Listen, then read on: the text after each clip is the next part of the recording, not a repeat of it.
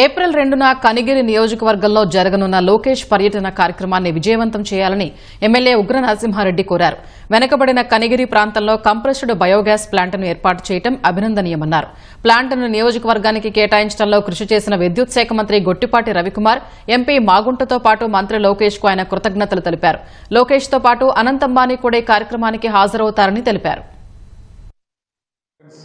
Company వారు ఆంధ్రప్రదేశ్లో 66,000 కోట్లతో 550 యూనిట్లు కంప్రెస్డ్ బయోగ్యాస్ యూనిట్స్ ని ఇవ్వడం జరుగుతూ ఉంది. దాన్ని రిలయన్స్ మరియు రాష్ట్ర ప్రభుత్వం మీటింగ్ జరిగేటప్పుడే మా యువ నాయకులు నారా లోకేష్ బాబు గారు కనిగిరిలో మొదటి ప్లాంట్ మీరు పెట్టాలని చెప్పేసి ఆ ఎంఓయూ అవ్వకముందే మా ప్రాంతాన్ని గుర్తించి వెనుకబాటుతనాన్ని గుర్తించినందుకు మా ప్రాంతానికి వచ్చి ఇనాగ్రేషన్కి వారు రావడం అనేది 2వ తారీఖు అక్కడ వస్తున్నారు.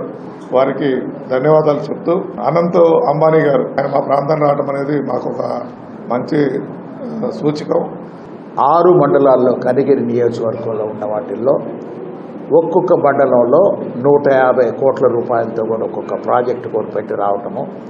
ముఖ్యంగా రైతులకు ఏమిటంటే దీంట్లో ఉన్న ఆదాయం అనేది కౌలుకి ఇచ్చేస్తే కంపెనీ వాళ్ళకి రిలయన్స్ ఇండస్ట్రీస్కి 30,100 రూపాయలు అనేది కూడా సంవత్సరానికి వారికి కౌలు కూడా ఇచ్చేదానికి రెడీగా ఉన్నారు.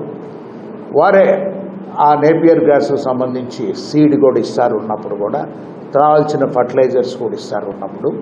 రైతు అక్కడ దాన్ని కాపాడుకుంటూ సేద్యం చేస్తే ఆ వచ్చిన తర్వాత ఆ పంట వచ్చిన తర్వాత వాళ్లే మెషిన్లతో కూడా హార్వెస్టర్లు ఉన్నాయి.